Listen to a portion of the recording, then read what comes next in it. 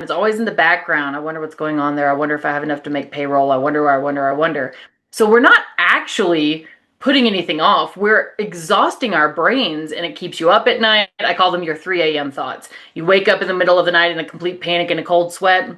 You're not actually avoiding anything. You're just compounding it and making it worse. So if you just jump in and rip off the band-aid, it's going to be painful, maybe for a week or a month.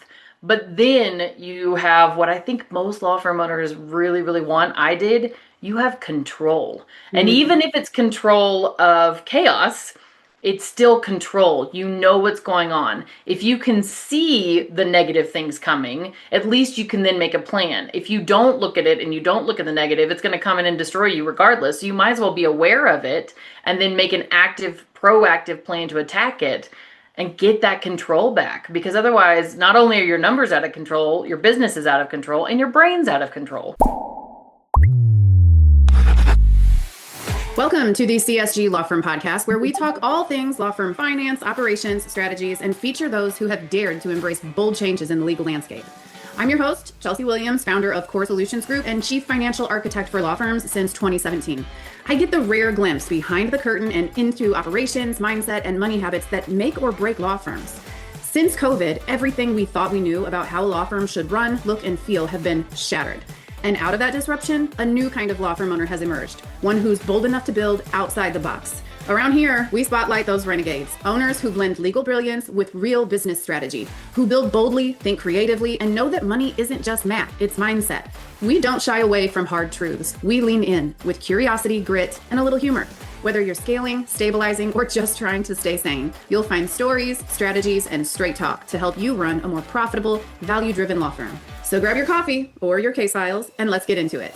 Because it's time to ditch the stuffy suits and take control of your cash flow, build something bold, and prioritize protecting profits in your pocket. It's always in the background. Do I have enough for payroll? What happens if this keeps going the way it's going? Why does this feel so heavy? Those are what I call your 3 a.m. thoughts.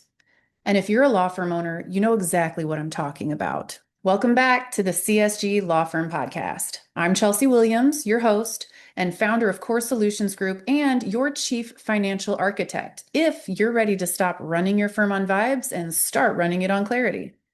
Around here, we talk about the stuff most people avoid, the numbers, the fear behind them, and the moment you finally decide to rip the Band-Aid off and take control, even if it's control of chaos. Today's conversation is one I've been excited about for a long time. I'm sitting down with Alexis Litle, former prosecutor, founder of Right Law Group, and now the mind behind something that's going to seriously disrupt how law firm owners think about sales, intake, and data. Alexis didn't just grow a firm, she engineered one. And she did it by facing the exact things most law firm owners avoid: the metrics, the hard decisions, the uncomfortable leadership moments, and the reality that growth demands evolution. If you've ever felt frozen by your numbers, if you've ever avoided looking at them because you were afraid of what you might see, or if you know you're capable of building something bigger, but don't quite know how to get there, this episode is for you. Grab your coffee, take a breath, and let's get into it. I was thinking about how to start this podcast, and like in my world, everybody knows Alexis. And so I forget, like, okay, not everybody knows Alexis, even though if you don't, you absolutely should. So this is your chance. Congratulations.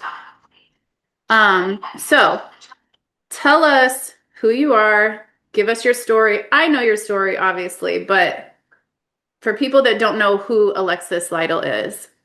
All right, starting at the beginning. I am a former prosecutor. I left the DA's office and joined a legacy firm. I think I was 27 or 28 when I became a partner. That was my first law firm experience. I then left that law firm to build Right Law Group, my criminal defense firm here in Colorado Springs. That was in 2018. Colorado Springs criminal defense firm. We built it up. I think I met you in late 2018, early 2019. And then from that point, after meeting you, Right Law Group became the fastest growing criminal defense firm in Colorado. Now we have 4 office locations. We only do criminal defense. We serve clients up and down the Front Range. And looking back, I was looking at the numbers to prepare. I think we had an average of 56.4% year over year growth since our opening. So I really drilled in. My foundation for Right Law Group was to focus on customer service and automation. I really wanted to change the game with law firms where in my world I was used to seeing defense attorneys come into court. They had a whole stack of files. That was one of the issues I saw in my first firm was we still had paper files. We didn't have organization. We didn't have SOPs and KPIs and all of these things. So I really was with Right Law Group trying to change the game, especially in Colorado Springs.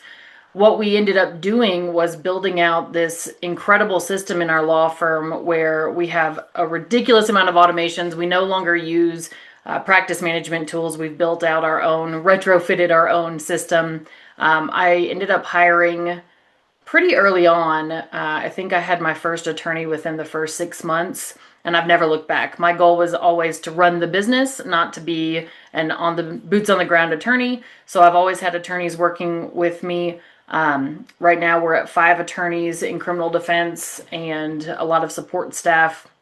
And then we have one of the things that make Right Law Group unique is we have a chief technical officer, and he joined us very early on as well. And he builds out all of the tech in our firm and manages it. And from that, I was really able to drill in. I focused a lot on marketing. I focused a lot on intake and sales because who cares about marketing if you can't convert what's coming in? And we did. I mean, we, like all firms, had a little bit of a struggle with our intake and marketing for a while because we as attorneys are trained to be very analytical, very direct, and problem solve. And that's not necessarily what's needed on a sales call.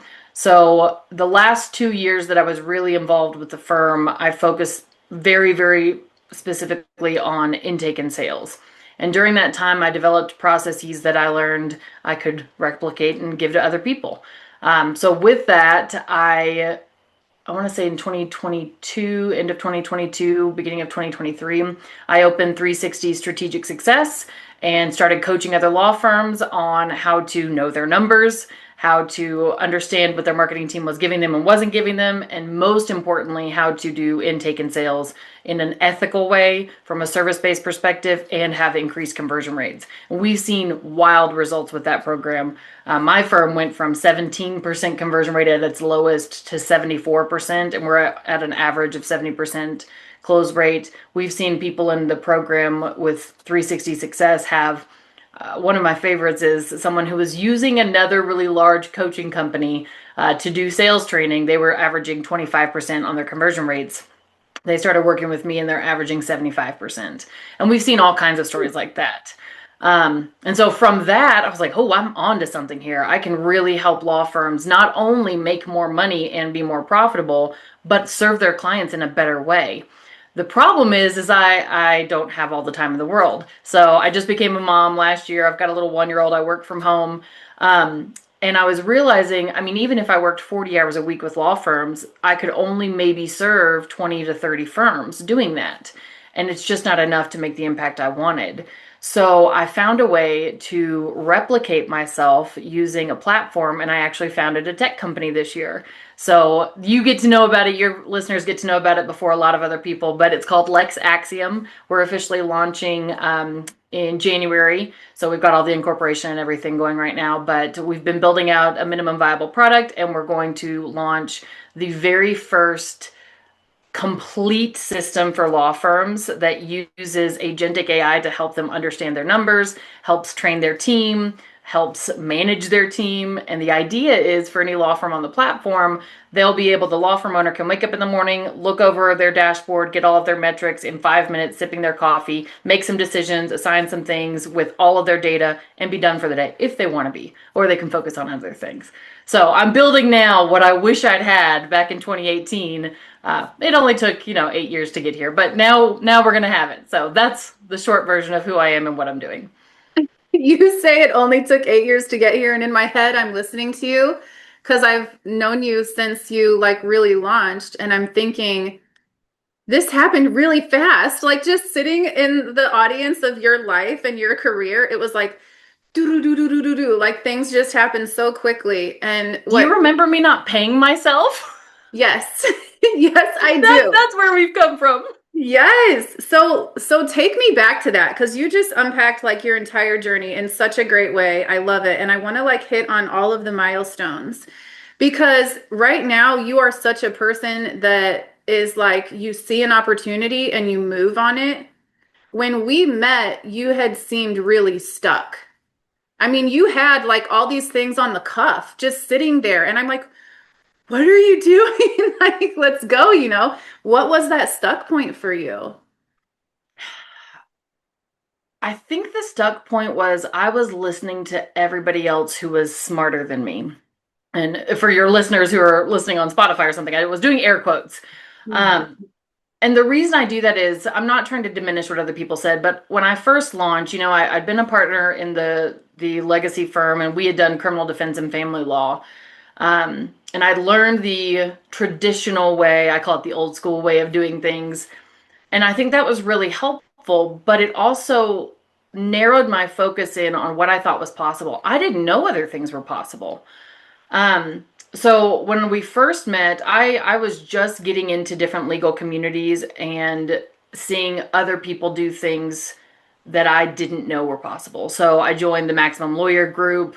Later on, I joined Lawyer on the Beach. I joined a couple of these groups where I started getting around people who were law firm owners who wanted to be business owners, and a number of them were far further ahead than I was. And I could see them doing things that I just didn't think was possible. I saw them running their firms as businesses.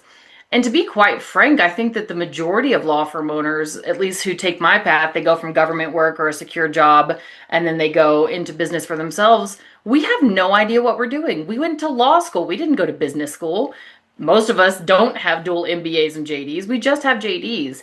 And if people have the same experience I did, we had one class in law school that was law firm practice management.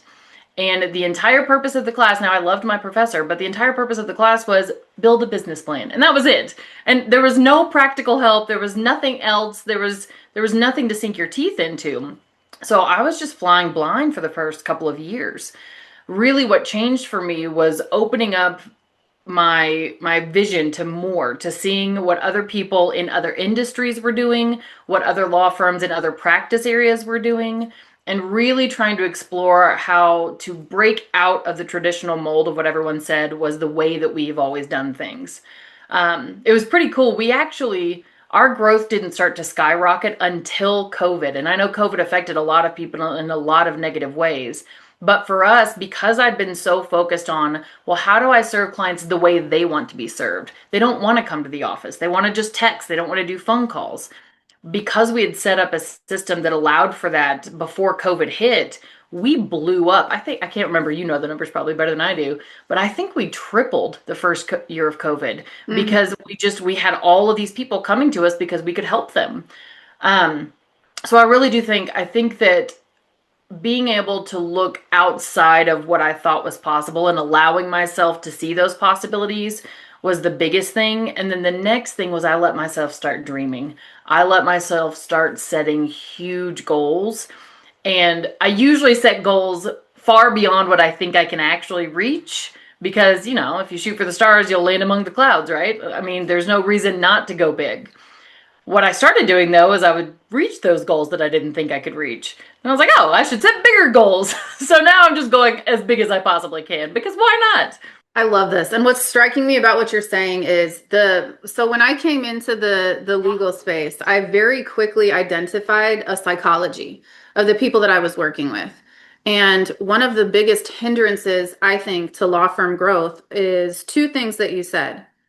Number one, especially when I started back in 2017, there was this like bubble. There was this bubble of legal people in the legal space, and they would not veer outside of that bubble. People told me like you have to penetrate the bubble, the circles. You can't hit them with cold marketing or cold calling. They have to have heard about you. It's a very closed community of people.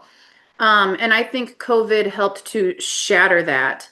And the second thing that you said is that mindset shift from I am practicing law for myself versus I'm running a business. Like I don't own a law firm, own a law business and that mindset shift. And so I know for you, because law school doesn't teach you how to run a business. And of course, I'm biased when I say this, but like the most important part of running a business is your numbers and your metrics. And like we don't start businesses to be broke and overworked. Hello, no matter how you feel about money, we should be making money at the end of the day. And that requires you pay attention to the numbers and know your metrics. So, how did that, and this is not to toot my own horn, but like starting to work with me and starting to learn the numbers side of things, how did that change how you managed your law business? At first, they say that the fear reaction is either fight, flight, or freeze. At first, it completely froze me. I didn't want to know the numbers because then it would show me that I was failing, or at least in my mind, it would show me I was failing. And when you asked me things like, well, let's look at the profit margin, I was like, what profit? What profit? There's no profit here. And it was interesting because I was terrified of the numbers. I would never admit it to anyone. I would say, well, I don't have time for that, or I don't understand this. But what I found was there was a certain, I can't remember when it was, but there was a certain point where someone on your team needed something for bookkeeping and they kept pestering me and I was like, fine, I'm just going to figure it out. And I'm saying pestering in a good way. I need that. I love that. But they were pestering me and pestering me. I was like, fine, I'm just going to get it. And I got in there and I got everything over to them. And as I was getting everything compiled, I started seeing these patterns in the numbers. I was like, huh. And then I started playing with them. And it was actually playing with my numbers that got me excited about it. Because your team does a fantastic job of giving spreadsheets where you let me manipulate the formulas and play with things and see how things work. So I started plugging things in, and my numbers actually became a vehicle for me to dream. So I would go in and I would say, I wonder if I put more money in marketing based on what I'm seeing here, how much more could we make? Or I wonder if I started charging this much for cases, what we could do as far as workload. And I realized at a certain point that numbers were your compass and kind of a magic ball to predicting an incredible future. And once that just clicked in my head, then it was completely no holds barred, let's go. Because then I could say, well, I'm going to shoot for this number and here's everything I've done to show that I can do it. And most of the time, I would say 9 times out of 10, it worked. I love that. I have goosebumps because, like, I know the power of numbers, and to hear you say it, and especially thinking about everybody listening to this, because so many people are sitting where you were. They're terrified to look at the numbers. They're ashamed to come to me and my team and draw back the curtain. So you're really a testament to, I think, what you're saying to people right now is replace that fear with curiosity. That and just get it over with. So the idea, like if you're getting into a pool and you like ease into it and the cold water comes up and it's miserable, whereas if you just jump in, then the first second is not pleasant, but then after that you're fine and it feels great. I say just jump into the deep end because it's never going to go away. You're never going to not have your numbers. You're always going to be required to work with them and deal with them. So you might as well just dive in. And one thing that I teach in my sales course is this idea of cognitive overload. People are having all these things going on in their mind and they have a lot that they're having to sift through. That's why you keep sales conversations very, very to the point and clean. But the same thing happens with law firm owners. We, because we're avoiding things, because we're avoiding our numbers, we're still working through in our minds all the time. It's always in the background. I wonder what's going on there. I wonder if I have enough to make payroll. I wonder. So we're not actually putting anything off. We're exhausting our brains and it keeps you up at night. I call them your 3 a.m. thoughts. You wake up in the middle of the night in a complete panic and a cold sweat. You're not actually avoiding anything. You're just compounding it and making it worse. So if you just jump in and rip off the Band-Aid, it's going to be painful, maybe for a week or a month.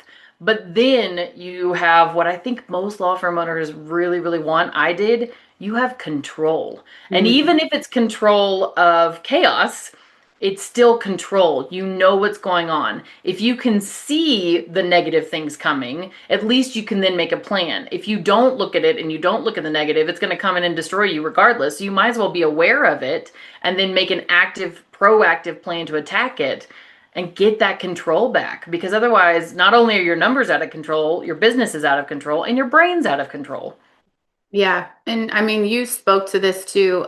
Most often, if you're avoiding the numbers because you know something is wrong, then you know something is wrong.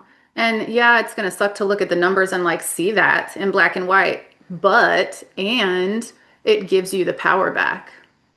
Well, it's so ironic. They say those who can't do teach. And I don't know how much truth I really lend to that, but if you think about it from what we as lawyers do, we see our clients doing this all the time. They avoid everything. For our DUI clients, they avoid coming to court. They avoid doing their UAs. For our family law clients, they avoid getting us documentation of what we need to proceed. And we look at them and we're thinking, why won't you just let me help you? I need to build this framework. I need to build out your strategy, build the plan. And it's like pulling teeth to get the clients to respond. But then we do the exact same thing with our numbers. We avoid, avoid, avoid, and we know better. We get frustrated at our own clients for doing it, and we do the same thing. I think it's human nature in a very large part because we just avoid what is unpleasant. But if you look at how frustrated you get with your clients, how much more frustrated should you be with yourself for engaging in the same type of behavior? Hmm. Facts.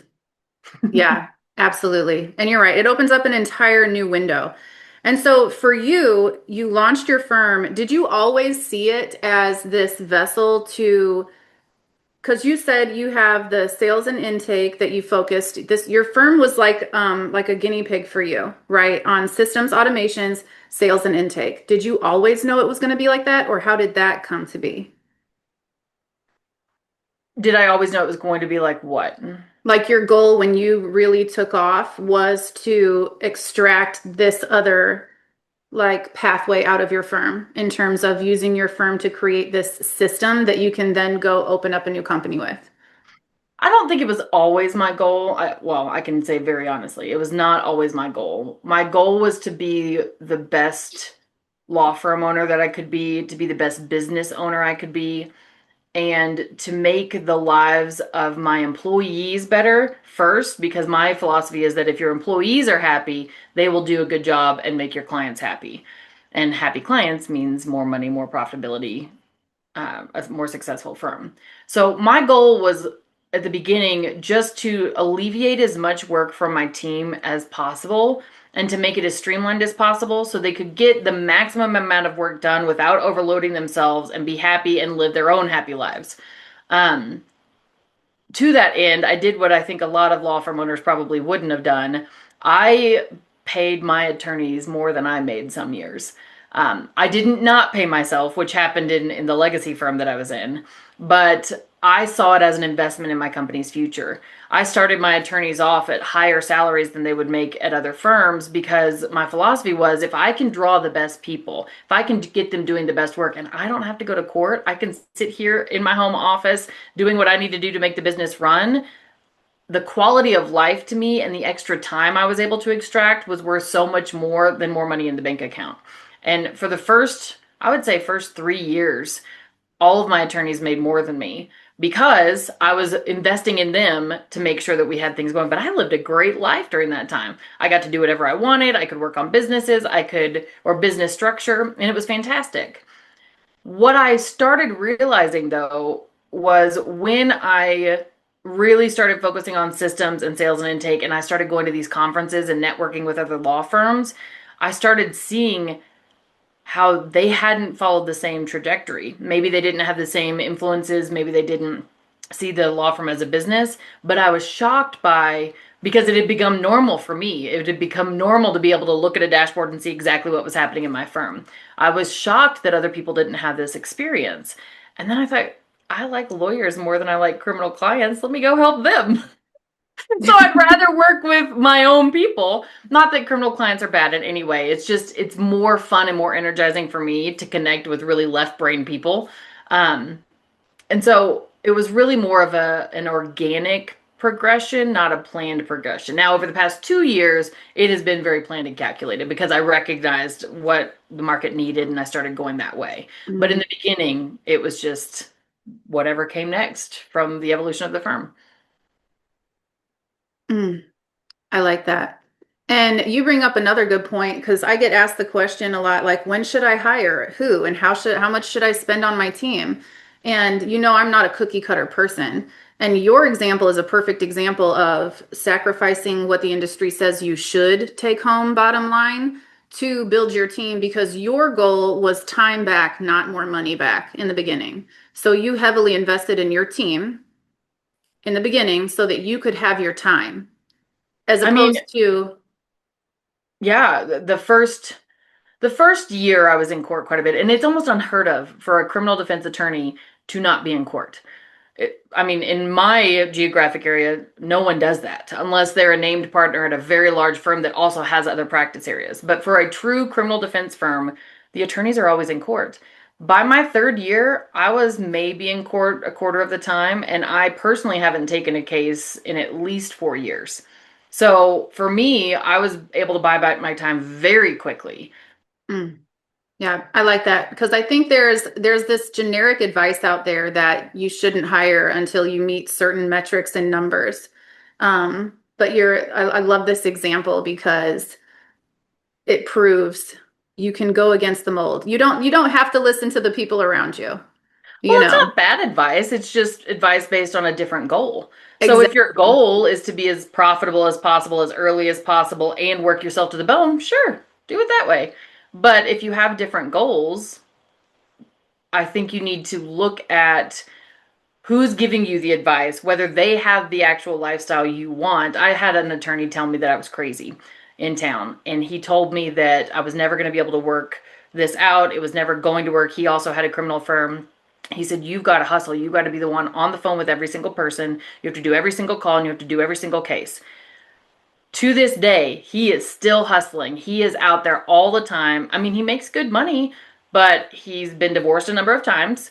He is always stressed out of his mind and he's always in court. And I look at him and I'm like, that wasn't my goal. And it does light him up. He loves it. There's no judgment. Like, that's what he wants, but that's not the life I wanted. So when Mm, someone gave me advice, I started realizing I've got to look at what their life looks like before I look at whether I'm going to take their advice. mm. Absolutely. There really is no should. Should do this, should do that. It's what are your options? What can you create strategically, and which one do you want to choose? Yeah. Yeah. And I'm a big believer that if you follow what you're passionate about, even if you don't know where it's going to end up, something magnificent is going to come out of it. Because looking back, I can see exactly how Lex Axiom, my new tech company, was formed out of all of this. And it makes complete sense. Hindsight's 2020, right? You can see everything. But I would have never known when I started my law firm that this is where I was going. I had no idea. There's a small part of this, maybe not small, maybe it's quite large, that you just have to enjoy the ride. You keep very clear and focused on what your goals and dreams are. I keep glancing up. I do this all the time on Zoom. I have my vision board right above my screen in my home office, and I'm always looking at it. It's always front of mind, always right there, pulling me into exactly what I want. And people may snuff at vision boards, but it works because it's a visual representation of what you're going for, and it keeps you aligned and on track every time. And I Mm, think if you just keep that in your mind, whether it's a vision board or you do something else to keep it constantly focused, you reach it much faster and things fall into place in a way that maybe you wouldn't expect, but it's actually much better than you could have orchestrated if you'd just been gritting your teeth and trying to go the traditional way. yeah. No, I really believe in that. We're both like nerds in different areas that are not law and money. And one of the things I absolutely stand by is visual digestion hits different than audible and all the others. So like having that vision board, I fully support vision boards.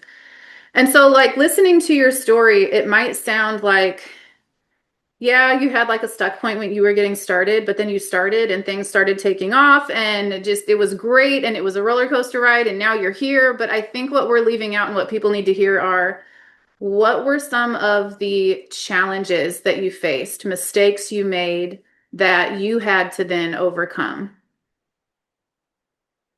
There are so many. I'm trying to pick just one or two. And it's not been just all sunshine and roses, but the difference I think is I have very firmly tapped into my faith, and I believe that if you are doing things for the right reason with the right intentions, it will work out. you just have to keep pushing forward. And I tell my friends and my clients this all the time.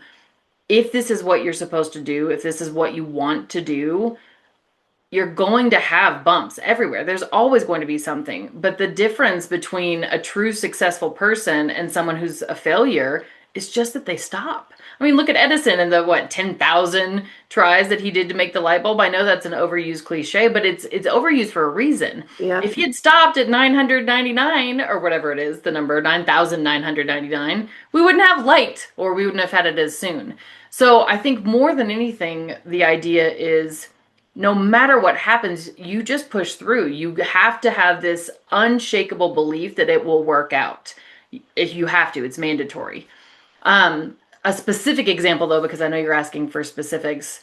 One of the more recent examples was I held on to someone far too long out of loyalty. And I Mm. see this in a lot of my clients' firms as well. You have someone that got you there who's your ride or die. This was my second in command for a long time. They weren't an attorney, but they were someone that I brought with me from the DA's office. And the problem is that the people who get you to where you are currently may not be the correct people that get you to that next level. And that's nothing about them as a human. It's not a judgment on them. It's just there are different skill sets needed for smaller companies versus larger companies. And while we as entrepreneurs, I think, have an uncanny ability to continually grow at an exponential rate, there's just something about us that we are able to do that. The majority of people don't do that. And what I did in my firm is I had this person, they made a number of mistakes. I kept giving them grace. I kept giving them chances, which I do think is necessary to be a good leader. You need to have grace and you need to give chances. But there was a certain point, and I think it was March of 24, that I recognized this is not working. This is not sustainable. I should not continue working with this person. I need to find a way to let them go. And I felt so sick about it because they'd been with me for so long and they had family things going on, and I felt bad for them that I kept them on. And that one mistake cost me, I think we calculated it, I think it cost around $500,000. That one mistake, because I kept them on and I kept trying to put them in different roles to make it work. And finally the only one that worked moderately well was doing sales. And this is when our conversion rate went down to 17% because they were terrible. They were just doing a terrible job, and I kept trying and I kept trying and I kept pouring more money into marketing thinking, well, if I bring more leads, then they'll convert more. It was disastrous. And that went on until August, and I lost so much money. And on top of all of it, the person finally, I brought in another salesperson because I had to, because they were just performing so poorly. When I brought in the other salesperson who completely outshined and just did a remarkable job and actually listened to my sales training and took it to heart and did exactly what I said and then blew up everything, the other person ended up quitting because they were upset that this other person was doing so well. But the worst part about all of it is this person that I had bent over backwards to help then sued me for back pay for all these different things, took me to court multiple times. While I was pregnant and delivering my son, I got a notice the day before I went into delivery, and I had to have a hearing a week after I got out of a very, very, very traumatic delivery. And it was terrible. And I was shocked that I had put all of this work into someone and I had sacrificed so much, and that was the repayment. And I learned this in a very, very difficult way. But I learned that no matter who the person is, and this person, I don't think they're a bad person at all. I think they were hurting. I think they were upset and they reacted and lashed out. But you have to understand humans are humans and human nature is going to happen. People are going to do things. There's no amount of things that you can do to take care of people past what they will allow. They have to be adult. They have to be mature enough. They have to work on themselves. And I took away from this a really important saying that I tell myself and my management team now. We are responsible to people, not for people. In our firm, we are responsible to keep them employed and have cases and to have the ability to perform well, but we are not responsible for them. We are not responsible for their poor choices in their personal life. We're not responsible for their poor reactions. We are responsible to them to be the best employers we can be, but not to try to fix everything in their lives with our business. That's not the point. So that's I think the most costly and the most personally sad example and most recent example that didn't go so well. I But was I learned a lot. hoping, I was hoping that you would use that example. Obviously, I've been with you for many years, so I know the road, and I can say, and I know you would agree that just because you become like successful where you want to be, where you saw yourself going, it doesn't mean that the challenges ever stop because they don't. It's your ability to face them and look them in the eye and walk through them. And people in business, I think, is one of the hardest challenges when you have a team and you feel that responsibility, that loyalty to them. And like there's two ends of the spectrum, right? Because I obviously go based off of numbers and money, but it's always and never about the money. And when I'm talking to somebody about this, I'm trying to feel them out for where are you on the spectrum? Because you can mold a seat around a person and sacrifice financial completely, like as you found out, as you did, and you can lose all that money. And at the end of the day, that's your livelihood. Everybody that works for you can go find another job. If your business tanks, that's on you, and you have to deal with all of that aftermath. That's like worst case scenario. The other end of the spectrum is having no humanity or compassion, going solely off numbers and not considering the person at all, which I see some people do. Right, wrong, indifferent.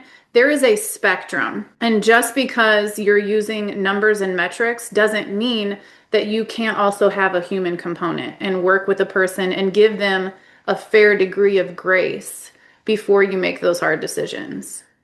Exactly. I very much believe that you give someone every opportunity to rise. But then when they fail to rise, and we do quarterly reviews with our team, so our policy is usually we'll give a notice at the first quarter and then the second quarter, so a 3-month time period to see if they will rise. Now this is our policy. If they don't, that's because they chose not to, not because we didn't give them a chance. 3 months is plenty of time to turn it around. If they ask for help, if they reach out, we are going to give every possible resource. Because the other thing you have to remember as a law firm owner is when you are doing this, your entire team is watching you. They're watching how you treat this other person and how long you let things go wrong. Mhm. I can tell you after all of this went down, I had a number of team members say, in the beginning, we completely respected what you were doing, letting this person, because they had the personal things, we really appreciated that you helped them out. But there became a point where we were wondering why they were still here and they were tearing everybody else down and they were bringing down the morale. So it is a fine line. And I think part of that is mitigated by having an open channel with your team. Now, some of them did come to me during that and express that, and I'm forever grateful because it helped me to see what I need to do next time. But having that open channel with your team so that they feel comfortable expressing it is also very important because everything you do affects everyone in the company, whether they know it or not. But usually they're watching much more than you think they are. Mm. And that's one of the how to build a business things that we don't learn in school, that we have to learn the hard way sometimes. So I really appreciate that. And I know we only have 4 minutes left. We're on a schedule today. But to kind of wrap this conversation up along the lines of like challenges and learning how to run a business. So you have this amazing sales intake platform that you're building that we have like a semi-exclusive shout out on this podcast. Like you probably heard it first here. Okay. Tell us more about that, who that's for. We're going to drop all the links in the show notes for everyone. But how does that help law firm owners? Oh, great. So the company's name is Lex Axiom, and how it helps law firm owners is it gives them insight into their marketing, intake, sales, and revenue funnels with one shot. They can make decisions cleanly and they can know exactly what decision to make next. So essentially it makes it so that they have all of the data, which I know your company loves and your clients love. They have all of the data presented cleanly before them, as well as information about what to do next to fix anything where revenue may be leaking. The other really cool thing that it does is it coaches the law firm owner and the intake and sales people for you. So one of the biggest things that I'm seeing with my clients that have been doing the sales program with me is We want to review every sales call. We want to review every intake call to continually help our team members improve, but there's just not enough time in the day. So Mm. what this program does is it does it live for you using all of my framework. It's not some generic AI. It's all of my frameworks built in where it's basically like having a little mini me. And it's funny because the assistant bot is actually named after me. But it's sitting there giving them real-time feedback about, hey, ask this question this way, try this tactic, do this. And they can go back and review. They can submit calls and say, even if it was a previous one before they were on the platform, what should I do on this? How do I correct it? How do I improve? So it's continually training and improving the staff for you while giving you all of the information every single day about the health of your company, your revenue, where it's coming in, where it's going out, any holes that you can plug. And then it provides you, now it won't take over. It won't take over for your brain, because I believe that AI is designed to augment human intelligence, not replace it. But Mm. it will say, here are all the things that I'm seeing going wrong in intake, marketing, sales, all of these different funnels. Here are my suggested recommendations. Here's what I can do to fix it for you. Here's what I suggest you do. And it does it all for you in one platform. Ah, it's so exciting. It Y'all, is. It we'll is have cool. all the links in the show notes. You must go check it out. I've been able to like see how much Alexis has poured into this product, and it genuinely is. I know a lot of people are like, "Oh, I don't want AI training me. That's not a human." But like you've put in a lot of work to really have this thing have it's like you. It's like having a It is. conversation with It's you. it's only allowed to use my training. It's not allowed to pull from the large language models like ChatGPT. It's not allowed to do that because I also don't want AI training people because it could be wrong, and it is a lot. Hmm. Let me ask you, when is this episode airing? Oh, probably next month. Okay. Because I was gonna say we do have a couple little specials running, but for your group, you know what? We'll just do it anyway. I'll give you the link. There's a founders tab where if someone wants to sign up, even if they don't want to sign up and pay yet, if they just want to raise their hand and say, hey, I want to get in, we've got a discount pricing. We're only running it for the public until December 24th, but for your group, I'll keep it up. They can just raise their hand and say, hey, I'm interested in this platform. And by getting their name on the list, when it's rolled out at the end of Q1, they can get the lowest pricing. We're doing it like 75% off. So they can get locked into that for 2026. Yes, please. You probably Yeah. heard it first, and you got a discount right here on Law Firm Money Matters. Alexis, thanks for being on the show. It's been a long time coming. Thank you for having me. I appreciate it. It was a great conversation. Yes. This is exactly why I wanted Alexis on the show. What you heard today wasn't just a growth story, it was a leadership story, a story about choosing curiosity over fear, about understanding that avoiding the numbers doesn't protect you, it exhausts you. The moment you actually look, really look at what's happening in your firm, you get something priceless back: control, even if it's control of a mess. Because once you can see it, you can plan for it. And that's where power lives. Alexis is building what she wished she had when she started. And if you were paying attention, you'll hear how aligned that is with everything we talk about here at Core Solutions Group.